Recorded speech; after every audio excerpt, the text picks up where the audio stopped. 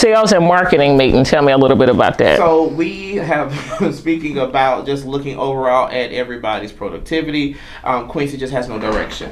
Okay. Not that again that he's not doing a good job in the promotions world, but he has no direction of how to go off and find these. Yeah, it's too free flow for him. Absolutely. Creating that, continuing the food days to keep that advertising going, continuing to make sure he know when to engage the vendors as well, like the liquor vendors. So how are we gonna fix that? Well, by having that monthly meeting to continue to push him.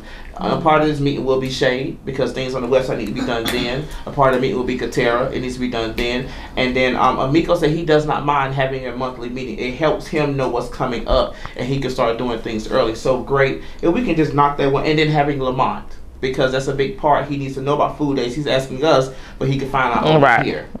Something that I suggested to Bentley for Q. In the PR world, we used to have a whole calendar for the year. We broke it down by the quarter. And I feel like at a high level, he can start like that. Certain holidays we know are going to come up. So it's like, and then of course it'll be some things you just drop in, you know, something might pop up. But I feel like he needs to have a vision for the whole year of what each facility looks like, you know, and what we can promote. So I think if we start with something like that and then these weekly meetings, then you can fill in more events and activities. But something needs to be on paper for the whole year. You know, we shouldn't be talking about Thanksgiving the week before Thanksgiving. Like, yeah, absolutely. So, and that's why we're missing so much on the advertising end is because there has not been a lot of forecasting done over in that department, which is big. We have so much going on. Just getting the right pieces to everybody, knock it out, keep him on track, and we can continue to try. Like with this first meeting, we're gonna be planning for 3 months, so that's going to be really big. You get what I'm saying? Trying to put everything in. That's how I kind of want to start this one on the first of the month. So that way I can kind of keep him onto a schedule. We're missing that. And then, of course, the flyers, graphics, websites, meeting. I don't mind about all of this starting on the first of the month, except for that kitchen audit, because, mind you, I asked for that to happen the week after we were shut down. So we corporate, this is more so corporate. We're going to also, that's our hard week of going to do kitchen audit. You get what I'm saying? So, yes, like I said, confirming the GM, doing weekly before checks are issued. We'll definitely get that information out today. Okay.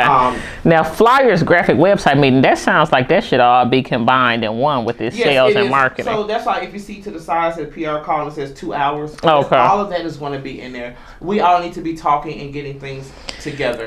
This is one thing that I've learned, just a piece of advice. You really only have 1 hour of people's attention. Even me, you know, I do business consultations for 1 hour. You can't pay me. Somebody wants to pay me $1,000 to meet with me for 2 hours. I respectfully decline because I know that come about an hour and a half, I start getting a little antsy and I'm not going to be as interested in it anymore. So just kind of keep that in mind, you know what I mean? If you want to kind of get the best, you know, productivity out of people, you know, I would try not to do more than an hour and a half. And all right, so that looks pretty good. From, of course, that first week. How long do your conference call meetings normally last? Well, they typically like an hour per business, but some of them be like 30 minutes, like crazy, real quick. 30. Yeah. Downtown would be like 45 minutes, sometimes 55. Southside be about the same. And the thing is don't stretch it out if you don't need to. You know what I mean? Like one thing, like with my courses that people say, they be like, I love it because you get straight to the point. No filler, no nothing. You know what I'm saying? Like, so, you know, because a lot of this is also being in the field too. You know what I mean? So,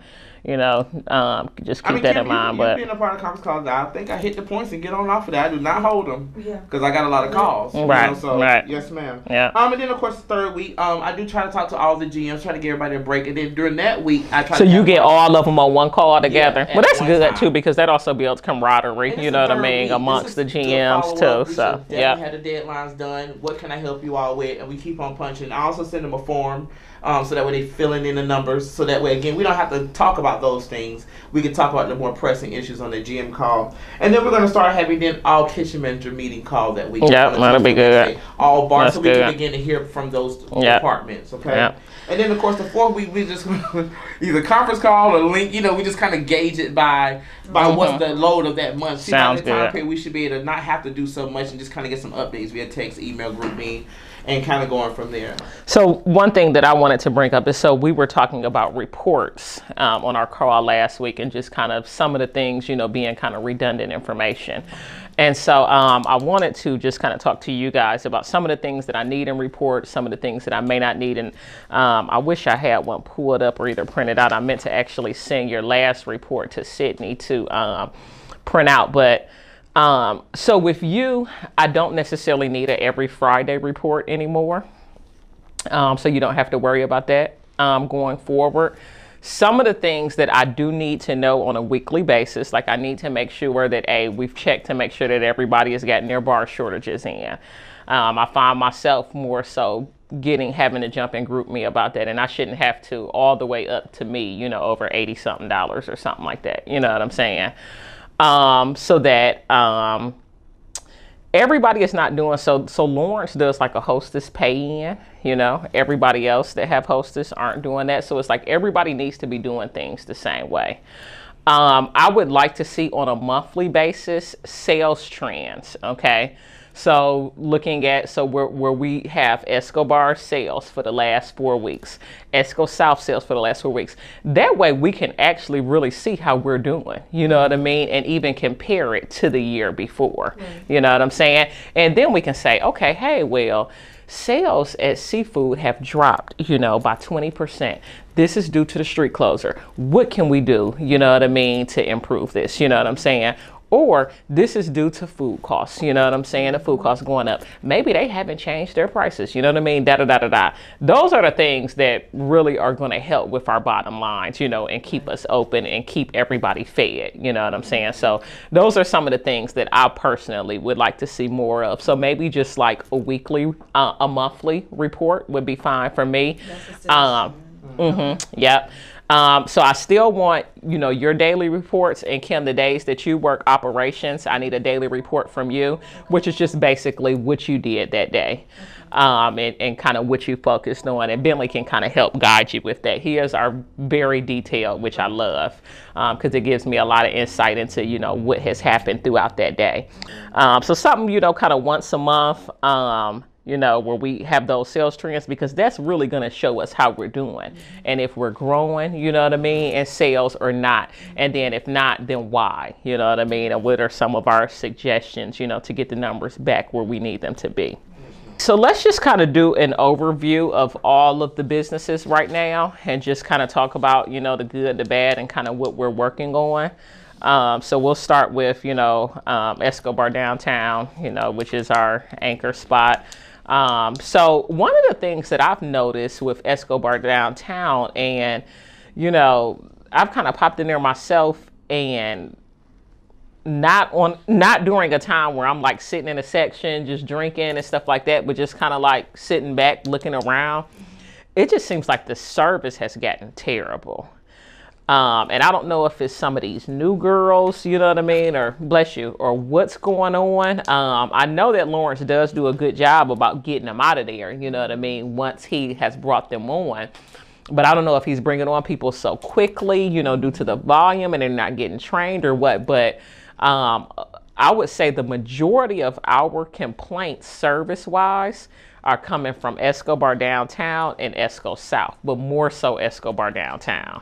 I really think it's just the girls being defiant. I really think it's the girls seeing that. I mean, because, you know, that one host is trying to charge people $60, you know, to sit down and all this mess. I told you all that they probably need a front of the house manager while Eric is in that kitchen. Yeah. Because, see, that's when it happened. Well, they do, and then I thought that Aramis was going to kind of help them out on the days that Eric was in the kitchen. Well, that's up to Lawrence and his scheduling and the, you know, the house needs. But Eric, that's up to us to tell him that it's mandatory to help fix these issues. Has to do better by being outside of that kitchen. Well, he can if he's cooking. Not all the time. Eric's comfort zone is kitchen, and so when he's not stepping out and letting the kitchen be kitchen, you get what I'm saying? Okay, so this is our thing. How are we going to fix it? You know, I don't want to talk about Eric's personality and temperament. Eric out more on the floor on his shifts.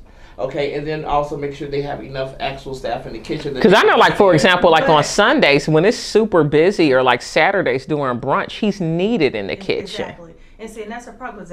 And then if not, there's going to be 2-hour wait times. Right. You know, it's nothing to have a front of the house manager while he's in this I spoke with kitchen. Loris this morning. Yes, I told him Aramis has to work the days that Eric is working. I said you got to keep that interval. It doesn't matter how slow it is. Aramis must do that because you never know the load that day. And when Eric got to jump back, when Eric jumped back, that's when we. Yeah, it just kind of upsets me when I've already said that this needs to happen, and then 2 months later we're looking at this, and this is not what's going on. It was into effect, and of course, he kind of trimmed down numbers based off of how slips. No, the numbers are crazy good, and they could be much better. The money is there. It needs to be done. We don't wait until we lose this business, or we don't wait until no one's wanting to go to Escobar downtown. I mean, I can show you messages from people that are texting me like, I don't go there no more. You know what I'm saying? So, and this is an easy fix. You know what I mean? This is what needs to happen. Let's make it happen. You know what I'm saying? Absolutely. So that's what I told him this morning. It needs to happen. It needs to go into effect. So when I go there this weekend, that's what I'm going to see? It better be. Okay. That's what I like to hear. Because people don't continue to go places when, they're not, and, having to wait an hour before somebody speak to you, and, all that type of mess, especially living in Atlanta where it's a new spot opening up every month. You know what I'm saying? And there's just so many different places. And then when you on a street like Edgewood or a Peter Street, fuck them. I'll go on down to OLG or, Kirk and Rashida spot or whatever. You know what I'm saying? So I do think that the service, I think that COVID, as you mentioned, is, having that extra money and stuff like that. And I do think that the service is a lot of it as well. I know that over at Crave, we're doing very well. We started off just so bumpy, and I'm just so thankful for how we're currently doing now. But do have a couple questions. So how is the training going with Kiki? And do we truly think that she's going to be mature enough to handle this position? I know that Kiki is somebody that, is still young, and likes to have a good time. But everybody can't turn it off and on. Like me, I can literally turn that shit off and on. You know what I'm saying?